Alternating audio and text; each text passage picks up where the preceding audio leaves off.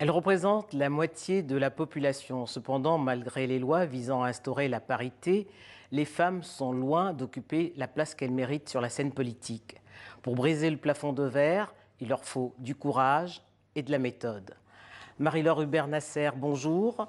Cela fait 25 ans que vous accompagnez les femmes qui souhaitent entrer en politique. Comment expliquez-vous que les lignes bougent si peu, alors que depuis 1995, quand même, il y a des lois?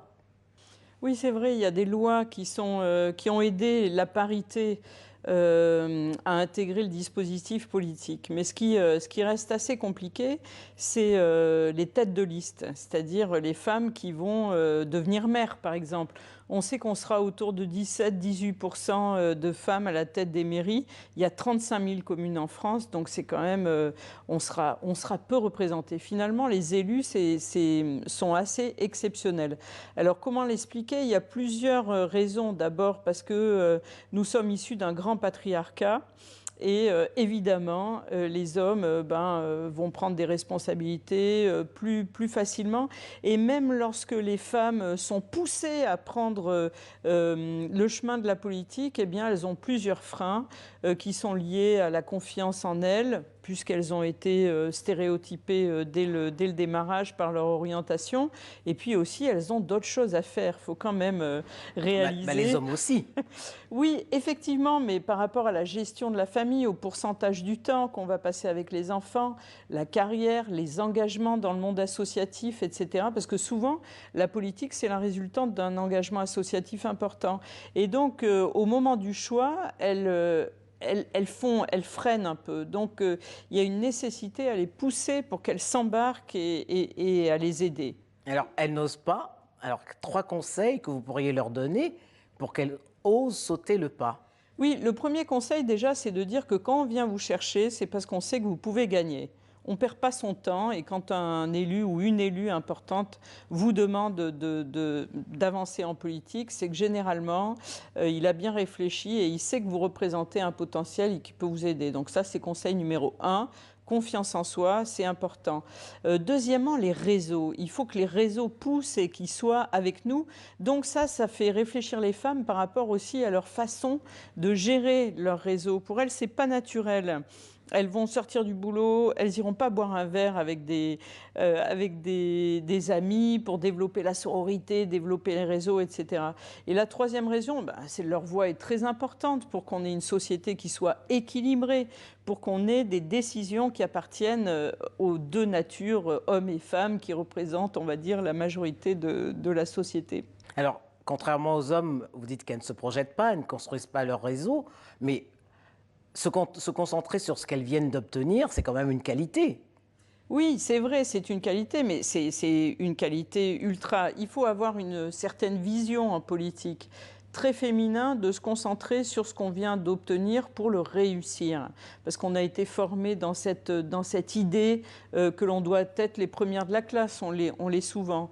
Alors que les hommes qui ont plus l'habitude du pouvoir et qui ont été élevés comme ça, ont rapidement un regard sur l'extérieur pour voir quel est le coup d'après. Donc il est très important de rester en veille et de regarder autour de soi ce qui va se passer. Important aussi de choisir un mentor ou des mentors qui vont aider les femmes à avancer. Est-ce qu'on choisit un mentor ou alors on est coopté par un mentor? Je pense qu'il faut aider le destin, la plupart du temps. Alors bien sûr, on est coopté au démarrage, mais par un élu qui vient nous chercher, par exemple. Mais c'est important pour les femmes de travailler dans ce réseau, de travailler avec des hommes d'expérience, des femmes et des hommes d'expérience qui pourront les aider à comprendre plus rapidement, notamment les codes du pouvoir. Alors, il faut concilier, il faut savoir concilier également vie privée et vie publique. Oui, là c'est très compliqué parce que si on parle des problèmes d'organisation déjà matérielle, ça c'est très complexe, mais c'est compliqué aussi dans la vie familiale il est assez peu habituel que ça soit que la mère ou que la moitié soit une personne publique, pour commencer. Donc, qui dit personne publique dit une personne qui va être soit encensée, soit abîmée par certaines remarques, etc. Donc, c'est complexe dans la famille. Et puis, il est difficile aussi pour les femmes de tout gérer. Donc, il y a une nécessité à avoir une organisation Impeccable. impeccable. Alors vous dites en politique, l'habit fait le moine. Exactement. Alors, on aimerait s'en défendre. On aimerait pouvoir faire ce qu'on veut. Plusieurs femmes élues sont montées au créneau sur cette thématique, mais on n'y arrive pas. Donc, moi, je conseille souvent de gagner du temps. C'est insupportable de voir une femme qui est sifflée ou caquetée parce qu'à l'Assemblée nationale, elle avait une robe à fleurs et une autre parce qu'elle avait un décolleté. C'est insupportable. Mais en même temps, je pense qu'il vaut mieux gagner ces étapes assez rapidement pour pouvoir passer à ce qui est l'essentiel, c'est-à-dire pousser notre projet et pousser nos enjeux, notre force de caractère, nos idées, plutôt que de consacrer toute notre énergie sur la longueur de la jupe. Donc moi, je recommande assez rapidement d'adopter l'uniforme. D'ailleurs, quand vous voyez les hommes, ils sont en gris, en bleu, chemise bleu clair, chemise blanche. Ils n'arrivent pas avec une chemise hawaïenne en disant que ça leur plaît. Donc je suis d'accord, c'est un stéréotype, c'est insupportable pour des femmes féministes, mais c'est nécessaire. Gagnons des étapes. Alors ces règles que vous énoncez valent pour toutes les femmes qui se lancent en politique. Cependant, les femmes issues de la diversité, pour elles, c'est la double peine. Alors faut-il se renier pour être accepté ? Alors non, absolument pas. C'est vrai que l'intersectionnalité, c'est la double peine, voire la triple peine, parce qu'on va considérer aussi comme une violence, l'origine sociale, etc. Donc pour elle, c'est encore plus dur. Mais moi, je dis c'est une chance. C'est une chance parce qu'il y a une nécessité que toute la société soit représentée dans les élections. Mais c'est une chance pour qui ? Pour ces femmes qui ont envie de monter au créneau. C'est une chance pour elles. Et puis surtout, elles peuvent négocier des mandats qui seront importants. Il est vraiment primordial qu'elles ne se laissent pas canaliser dans du care, du social, de la diversité, de la citoyenneté, mais qu'elles foncent sur les sujets qui les intéressent et elles peuvent réussir et elles réussissent. Alors, en 25 ans, quelles sont les femmes dont les parcours vous ont marqué ? Moi, ce que je constate, il y a des femmes qui ont des parcours... je ne vous parle pas de Simone Veil, Françoise Giroud, etc., mais parmi les jeunes femmes, on va dire jeunes Quinca ou jeunes Quadra, NKM, Ramayad, Fleur Pellerin, ces femmes sont et étaient dans une puissance pour défendre leur projet qui était assez exceptionnelle. Et malheureusement, elles disparaissent. Donc oui. moi, je dis attention à Et ce comment qui vous se passe. expliquez ça ? Je pense que l'usure du pouvoir, la violence qui est quand même présente... L'usure du pouvoir serait beaucoup plus forte chez les femmes que chez les hommes ?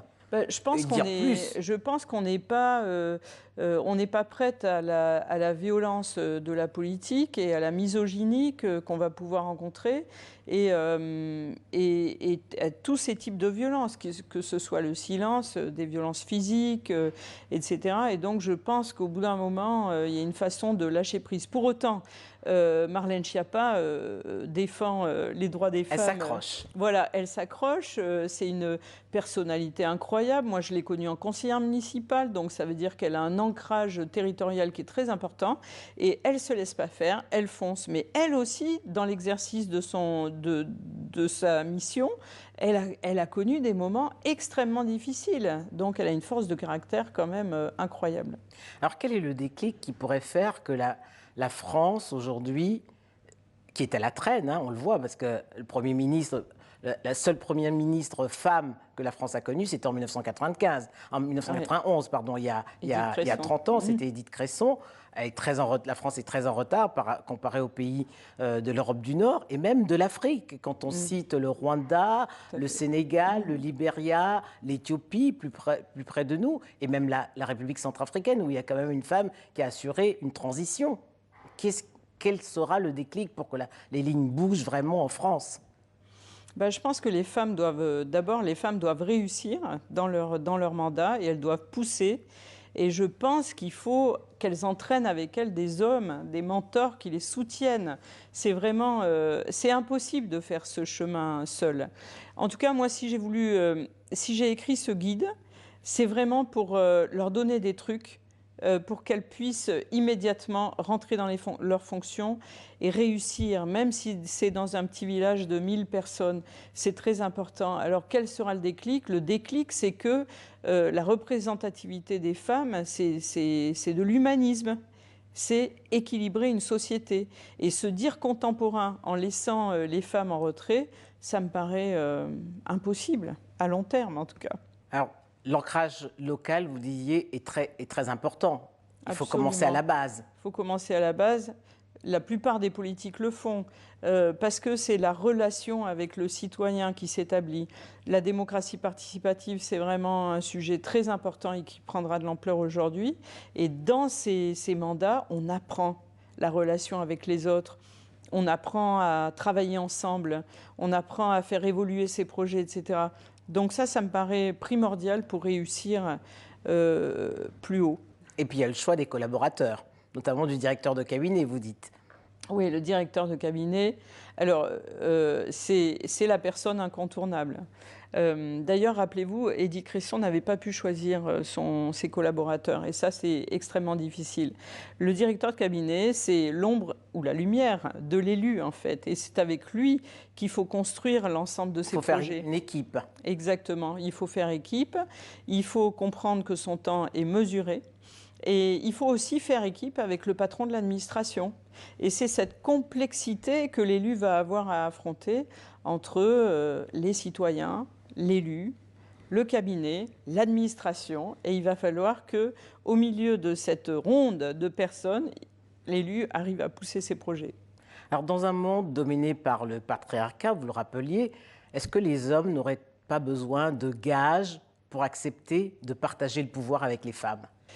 Je pense que quand même, je ne sais pas si c'est un gage, mais le Covid a mis en lumière d'une façon assez exceptionnelle à quel point la gestion des femmes dans cette crise avait été importante et leur façon d'aborder les problématiques a été notée quand même sur le plan national et international. Plus pragmatiques, elles sont, hein ? Pragmatiques, à l'écoute, dans le désir de protéger leurs citoyens. Pas de faire la guerre, pas de gagner une bataille, mais d'être ensemble avec les citoyens pour les protéger. Donc ce regard sur une manière assez différente de mener la politique, je crois qu'il a été souligné et je pense qu'on doit y arriver. Alors quel gage? Je ne sais pas. Vous savez, vous? Moi non plus. Merci Marie-Laure Ruller-Nasser.